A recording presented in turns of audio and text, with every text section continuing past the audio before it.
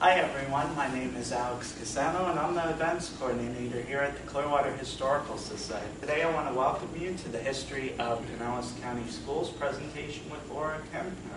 Also, today is our South Ward School Day. This is our first annual event which celebrates the history of South Ward. So please welcome yourselves and welcome Laura. Thank you, Laura. Thanks, Alex. Well, it's so nice when people show up. Thank you. We never know. How many of you grew up in this area and went to school in this area? Wow, I had a feeling people would show up that have. That's really neat. And we raised our hands like good students. Well, I worked in an elementary school for several years when my kids were going to school because that was a job that I could do where I was on their schedule. And boy, do I have respect for teachers. I was a para-educator and worked in small groups in a Title I program for many years. But so I have a special admiration for teachers. Anyway, I'm going to talk about Pinellas County schools, but I don't know everything. I want you to know that. If I'm sharing something and you want to add to it, just let me know. Because I have a lot to learn yet. How I got into this was I was telling Alex several months ago about how I'm addicted to newspapers.com. And I'll go on and I'll search for things about Pinellas County, and the schools kept coming up. And I found out that Safety Harbor, where I'm from, had a school in 1880. So I wanted more information. And so I don't know how we got, I told him I'd do a talk on it. Somehow I offered that, but I'm glad I did because I've learned a lot. But like I said, I don't know everything. So I'm Laura. I moved here in 2008. I'm from the west coast of the U.S. I grew up in California, married a sailor, and so we were all over wherever there was water. Washington State is where we were last, and then he, with his company that he's with, said, hey, do you want to move to Florida? So that was an easy yes, and I don't regret it. I really love it here. I started writing full-time when we moved here in 2008. It was a hard time to find a job, and the schools really, there wasn't anything there. So for me. So I started writing, and I ended up, I need my notes here, I ended up writing this book with a friend of mine. It's a long story, but I'm not a historian. I just love history. History Press was looking for a book on Safety Harbor, and Lisa Koth, our librarian, said, well, here, you can apply if you want to. So my friend Warren and I, we got it, and it's been fun ever since. Let's see. I've become so involved in history that I've worked with the Florida Humanities. They were the Florida Humanities Council on writing a walking tour in Safety Harbor. I have to share this because it's really neat. If you love history, you just take your phone, download Florida Stories. It's free. And then you can go several towns. I don't know, does Clearwater have it? I don't know. Okay. Probably in development. It's a really great app, and it's pardon? It's in development. Oh, wonderful, wonderful. And people can just download it. They can walk through town.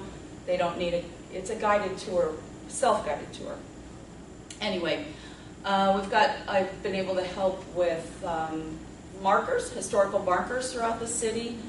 And let's see, I got involved, while writing this book, I got involved with, I wanted to make sure that we covered all of the history. And one aspect of our history that was not being shared was the African American history.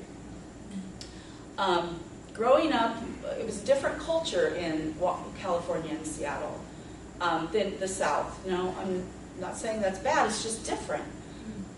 So, I didn't know, and I'm sure out there weren't recorded stories way back in the day of people's everyday lives like there were here. So we went in to try to get stories, and I had a really hard time. People didn't know me, they didn't trust me, and I've now found out that because I found a cemetery, it's an African American cemetery, I thought it was abandoned. The grass was about this high, and I put it in the book, and I called it a forgotten cemetery. Well, it turns out after a talk at our museum, I met a woman named Jacqueline Hayes, who's a descendant of one of the people buried there. And Jacqueline, it turns out, is from Boston. And a man approached her named Lou Claudio, and he said, do you know who many of these people were? And she saw her grandfather's name on the original deed for the cemetery. So it's been renamed, and I'm on the board, and it's something I'm very proud of. History, an interest in history, it can take you places, and I just feel really proud of that because I get to be part of fixing something that wasn't done well. So besides that, that's a little bit about me. Like I said, I live in Safety Harbor. I'm working on a second book. This one's for Arcadia, and it's one of those sepia-toned books that have a lot of pictures in them. So I'm having fun with that. All right, so that's about me. And I want to go here and share a question with you. Here we go, some trivia. Who knows which of these is the oldest public school in Pinellas County? In a second, I want you to shout out your answer. Countryside High School, St. Petersburg High School, Gulf Beaches Elementary, Tarpon Springs Middle School, or Skyview Elementary. If you know, shout it out. St. P. High. Tarpon Springs. St. P. High. All right, let's check. It's St. Petersburg. But you know, Tarpon is pretty old too. I had a feel, I put that in as a trick question. So that's St. P. High. It did go through a lot of renovation. I think it was in the 20s. I'm pretty sure it was like 1922 when it was rebuilt. All right, so Pinellas County, before it was Pinellas County, we were Hillsborough County.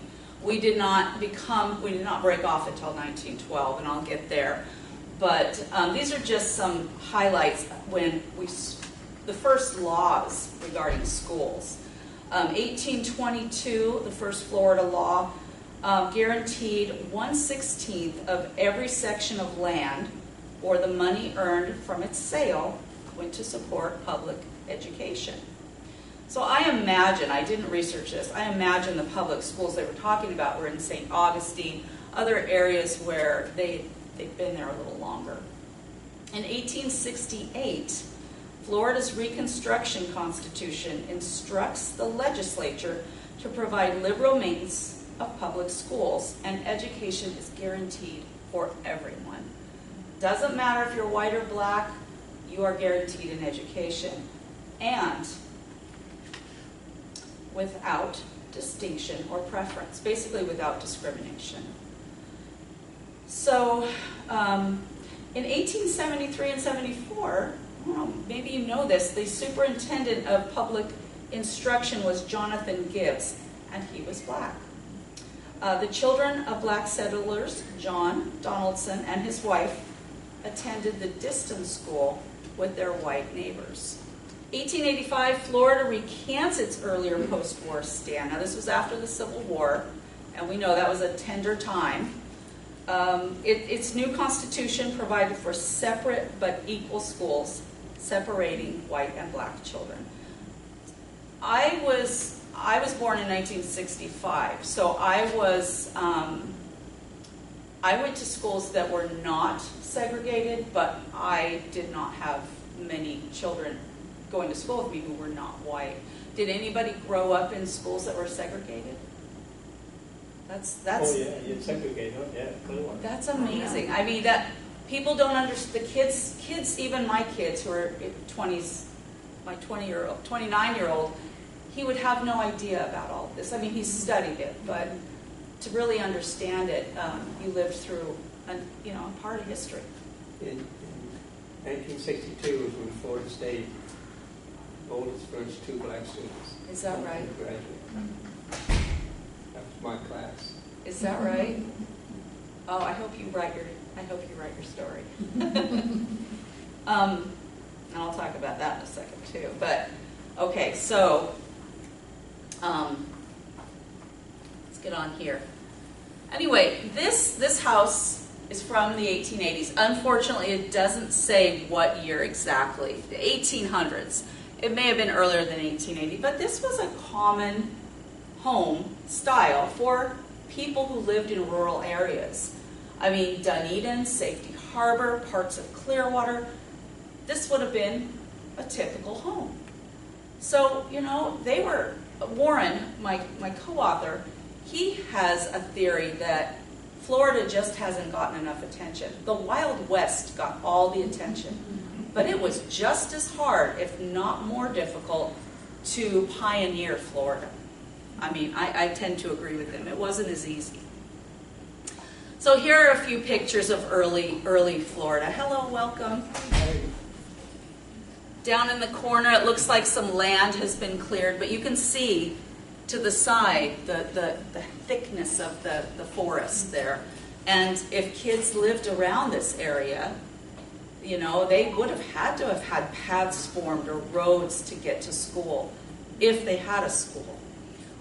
There weren't a lot of schools. If there were pioneers here with their kids, they would hire someone.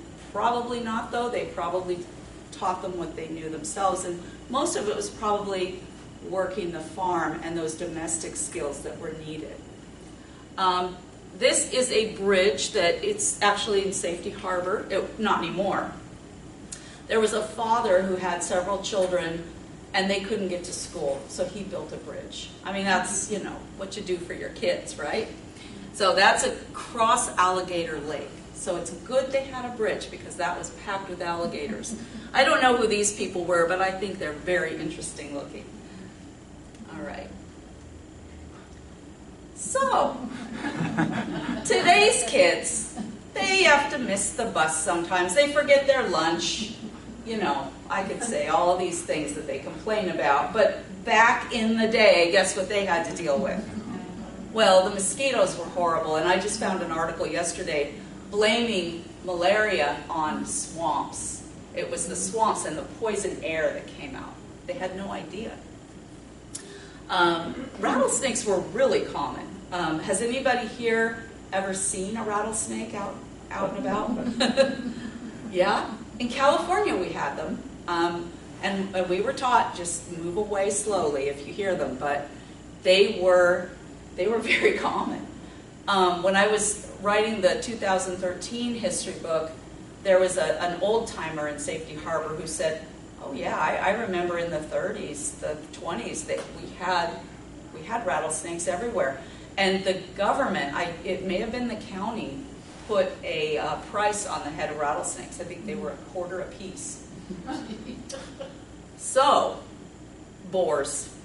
The Boers came over with the Spanish explorers or invaders, and they were a mess. They created havoc. They rutted under people's houses. They ate gardens. They would go under schoolhouses and rub up against the planks, and the kids were very distracted. Cougars, the Florida panther. We have house cats in our neighborhoods now. Thank goodness we don't have. I mean, I think they're wonderful, but I'm glad they're not roaming my neighborhood. And I don't know if any of you heard about the bear in Philippi Park a few months ago. Oh my goodness, that's where I live. And I heard helicopters looking for this poor bear. Anyway, he was very common back in the times when the kids had to go to these one-room schoolhouses.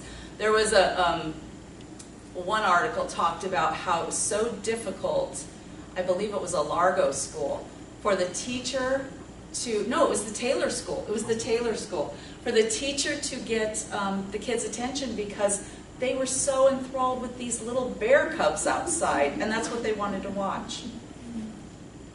All right, and of course alligators. We still have them, but from what I've read, they were plentiful back then. All right, so here are the McMullen brothers, the 7 McMullen brothers. The guy up in the corner on the right, on the left, my right, that's James Paramore McMullen. He grew up in Georgia. His father moved the family to Telfair County in 1828. I need notes for this. He was the 6th child and 3rd son of 12 children. James and Rebecca McMullen, they were from Scotland. I don't know if they were originally or their parents, but they, they moved to, so the father moved the family to Brooks County, Georgia in 1858.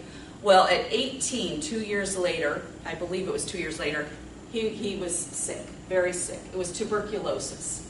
And the family basically said, you need to go. We can't get sick. You need to go get better, go down south.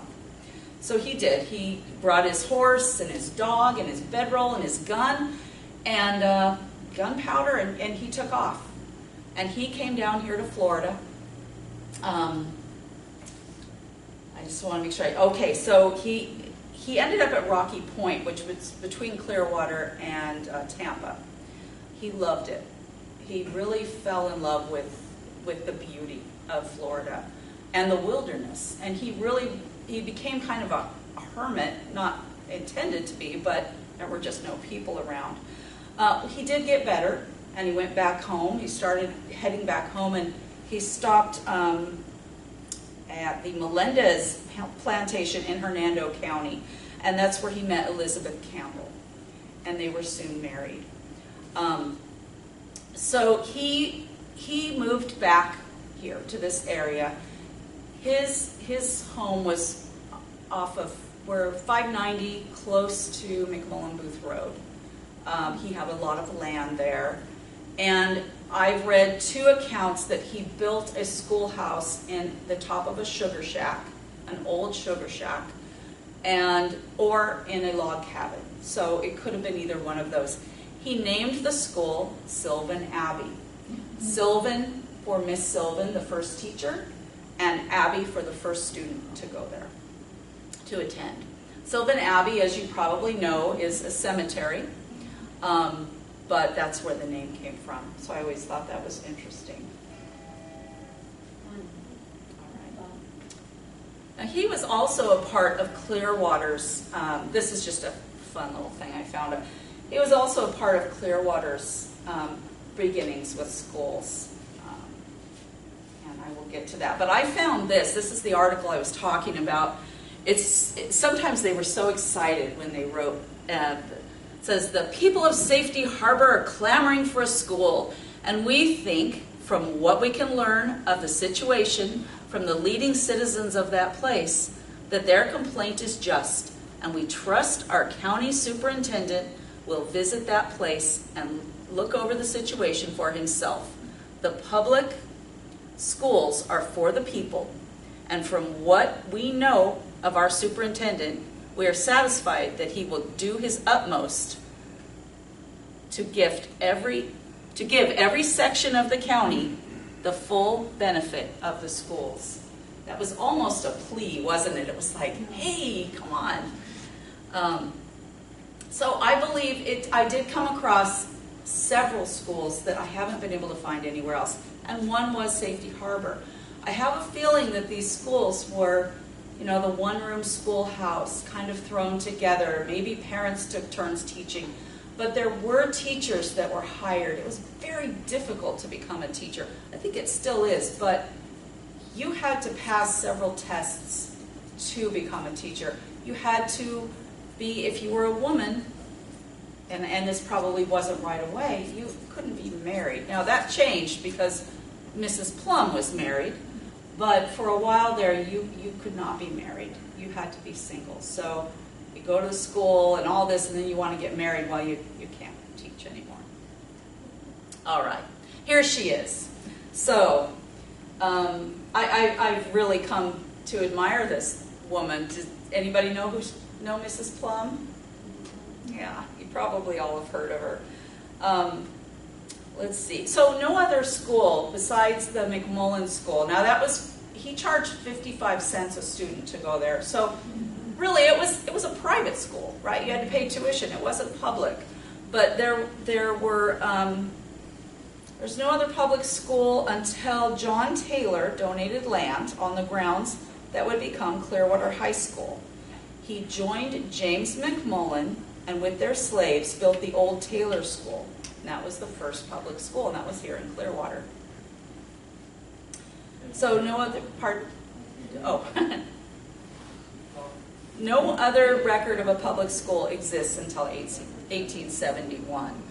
And in 1874, a school district was formed in Clearwater, and Mrs. Jenny Plum was appointed the first teacher. When did the South Ward School, do you know the date? That's something I should know. 1906. 1906. So she taught in that little one-room schoolhouse. The first school referenced is the cemetery school. And Alex and I, we don't know exactly where that was. They didn't use addresses back then. But we imagine it was close to a church and a cemetery. I did read that she was teaching school out of a church, so that's probably why it was called the cemetery school. All these numbers here somebody taped on, and there below the picture there were all these names, which is neat. I wish they had just done, it's like, oh, look what you did to the picture. But look at that school. I mean, it wasn't fancy. You know, they had to go outside to the outhouse to use the bathroom. If they needed a drink of water, they had to come outside and use a dipper in a bucket. There was one account that children had to come outside and get their water from a stream, and a lot of times there was a hog there, so they had to wait for the water to settle. But this person who told this story quite a while ago said no one ever got sick from this. So they were strong people. Here's some interesting dates. I'm sure I didn't get all of the important dates, but I'll read them to you in case you're in the back. 1856, Hillsborough County paid William Campbell $36 to teach 19 students for a 30-day term. So that's the first reference that I could find to a salary, but kids only got 30 days of school. 1868, Dunedin residents built the Hagler School, a log cabin, one-room schoolhouse. 1874, the Anona School is built in Largo. They kept really good records. I found so many photos from Anona School. 1880, I had to throw this in because I was so happy about it. A new school in Safety Harbor is mentioned in the Tampa Bay Times. 1888, St. Pete's Congregational Church rented a one-room building near Central Avenue between 9th and 10th, and 29 students attended. 1892 and 93, a three-room schoolhouse was built and named the Railroad School. The following year, school moved to the Mag Building, and 7 grades were established.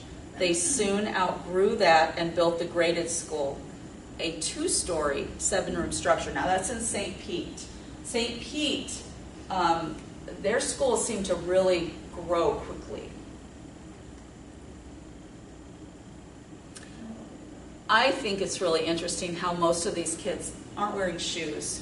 When Mr. Rigsby was alive in Safety Harbor, I got to interview him in 2013, and he said, well, we didn't have shoes as kids. We just ran around barefooted. Who needed shoes? So, and if they did have shoes, those were for church or going to, a special function. So here they are without their shoes. Now, this is a little later. This is in the 50s, but the rural schools, they didn't have the benefit of tax money, or it was parents. So every child's parent had to bring their desk. And the small children, the little ones were in the front, and the older kids were in the back.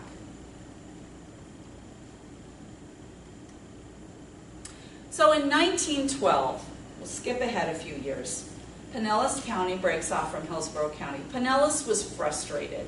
We were not getting the attention that Hillsborough County schools were. And schools were part of the reason that Pinellas County broke off. There wasn't enough attention given. So the newly formed school district had 22 public schools, 18 for white students, 4 of which were high schools, and 4 for black students. So those 4, gosh, did I write that down?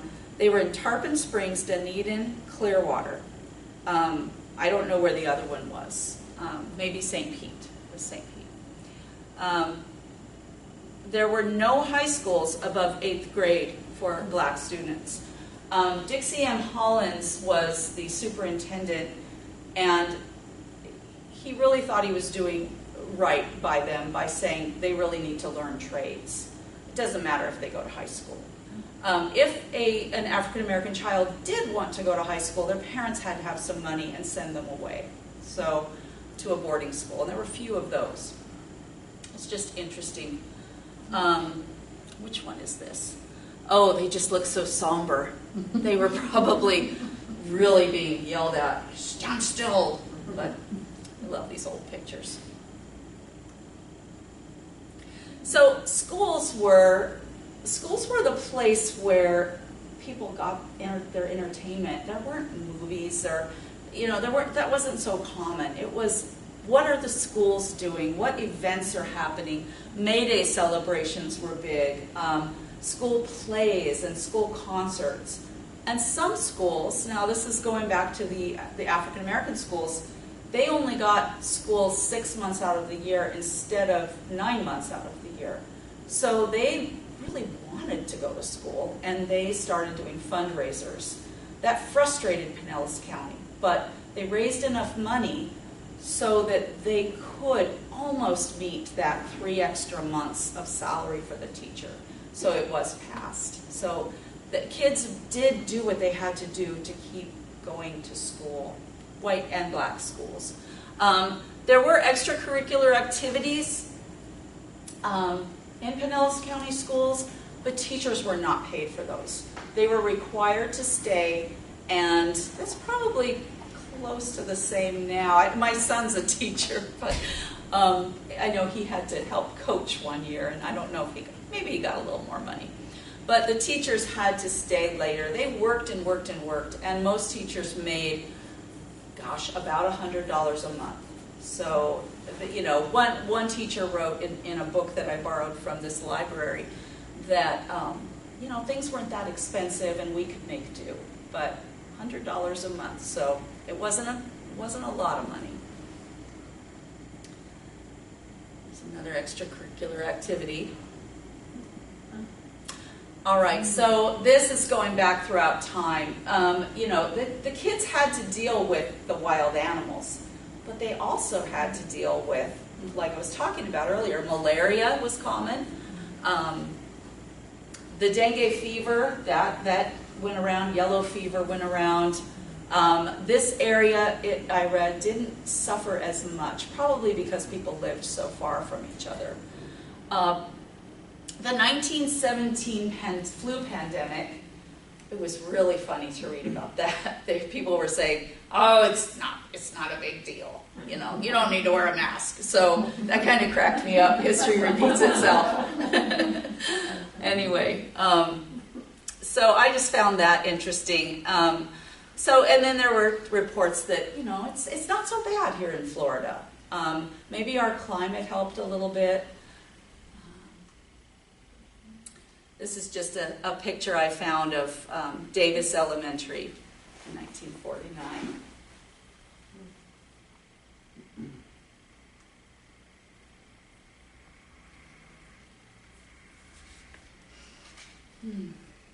Oh, I forgot to mention, in 1915, I don't know when truant officers started happening, but 1915 there was a law passed that children had to attend school. But it wasn't enforced, and they really couldn't. They said there's just nothing, there's no teeth in that. In 1919, a new headline said, oh, there's finally some teeth in it. The law was passed in 1919 to make it a little more difficult for children to skip school. Let's see. Oh, also, World War I. I have a fascination with World War I because I have a 3 times great uncle whose letters I recently found at a cousin's house. She saves everything. She's very clean, but she's a little bit of a hoarder. Thank goodness she's a history hoarder because she had piles of family history. Diary from 1880 and my great-great-uncle Victor's letters home from France. And so I had a little connection because I read that in World War I, students planted victory gardens. And they were also asked to collect hickory nuts, the non-edible kind, for the gas masks of soldiers in France. So that's kind of neat. I don't know. I connected it, but all right.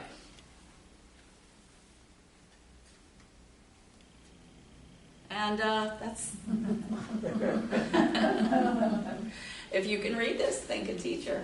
So I want to spend a little time now after this. I'd love to hear some of your memories from school, if you're willing to share. I want to say that on Tuesday, I'd like to invite you. I am speaking at the Safety Harbor Museum in the morning. They may still call them coffee talks, but it lasts an hour. Safety Harbor Museum's on Bayshore Boulevard, right off of, near the Courtney Campbell, off of 60. So you're welcome to attend. I'm going to talk about preserving family history, giving you some ideas, and you don't have to be a writer to do this. Does anyone have anything you'd like to share? I know I don't know everything, like I said at the beginning, and I'd love to learn more. Tell me something about the school you went to or where you went to school. Just a comment. I was at Bel Air Elementary, probably the 3rd or 4th grade, when I was told that I had to start wearing shoes. Is that right? I love it. That's fantastic. And so did you have to go out and buy a pair of everyday shoes? I just got up and went to school. I had one pair of shoes when I was a kid. I mean, we had sandals in the summer and like saddle shoes in the fall and winter. I didn't have a lot of shoes, so. Did anybody else have a story to share? Oh, yes. I have a question first. On alternate 19, between Dunedin and Tarpon, on the left was a restaurant, the old schoolhouse. Yes. It was beautiful brick buildings. But I'm wondering what school that would have been. I know. It was the Wellspring School. Wall Spring Yep, School? it was It's right by Wall it was an elementary school for. and was it always Palmer. exactly there? Yes, that was the building. They're renovating that for a new Yes, restaurant now. yes. Yeah. So unfortunately, there are so many schools mentioned in these old newspapers, but no locations. And some of the towns have changed names. Clearwater hasn't changed much. Clearwater Harbor, Clearwater, but Safety Harbor was Green Springs, Espiritu Santo Springs. So names changed, and like I said, I'm not from this area, so thank goodness you know. But I was also told when I moved to Safety Harbor, there's still some land that has been for sale for a long time, but it's very swampy. And my husband and I, when we would walk, we would see this old shack, and it didn't mean much to me back then. Just thought it was an old shack, but I later heard someone say, "Oh, there was an old schoolhouse back there," and I really wish that I'd kind of well, I don't know. There could be those rattlesnakes, but and nobody knows, nobody remembers. We've had so many people pass away in my town over the past 10 years that were real treasures of our early history. They were told the stories and they remembered the stories. So that's neat. I'm going to have to drive by. It's alternate 19 or 19? Alternate 19. 19. Okay. So it's just north of Alderman Road After. and before Klosterman Road. Okay. On the left. That's Yeah. neat. Yep. Right behind it is a bit of brick that's known as the old Florida Highway. Yes. It used to be, Oh, yeah. at the Yeah. time, I guess it was like the interstate. And also, you know, where Publix is on Curlew and Alternate 19, is that part of that trail and that kind of a park area is the old road. The old Alternate 19. They say the old road is right on the bike trail. Yeah. Okay. You can see it. They say that's where the railroad was too. Right. Yep. Are any of you teachers or retired teachers? Thank you. Thank you. Wonderful. Well, this is a little interesting. I didn't mention this, but Dixie M. Hollinsworth, the first superintendent, he believed so strongly in building. He built so many schools back in the early, we needed it. Our county is large. But he was very gung-ho about that. And he took out a lot of bonds, a lot of loans. And when they came due during the Depression, the school district couldn't pay them. They couldn't even pay the light bills in some schools. So there were a couple schools that didn't have electricity, the electric bills, I mean. So teachers worked for, at first, half their salaries. Some of them worked for scrip, which was a promissory note that some stores would take. They would say, we'll take this. Some took them at full value, but others took them at a discounted rate. The teachers, I didn't read anything about teachers leaving the profession. So that's very admirable. I'm sure it was hard to get a job anyway, but they continued to teach. I read that it got so bad that they made $30 a month. They went down. Some of them had been making $100 to $150 or a little more, and it went down to $30. So that was during the Depression. I don't know what reminded me of that. But Oh, Dixie Hollins was the first principal here. okay, yes, I did read that. Yeah. Although there was one before that they called Professor, I can't remember the last name, it was on the poster back there. And that was before this was named. It was just called the public school. Oh, Sunshine School was in Paso Grill. it's in Paso Grill? It was. Yes. Okay, okay. I thought it was on St. Pete Beach. Is that around the same Well, area? St. Pete Beach. It is St. Party. Pete Okay. Beach. See, I'm still learning. They had their annual thing was a mullet cook-off. It was on bed springs. Wow. Put the wood under there, put the bed springs on top, and you go get mullet. Oh. Anyway, I really appreciate you all coming today, and I didn't take up the whole hour, but I talk fast. Thank you.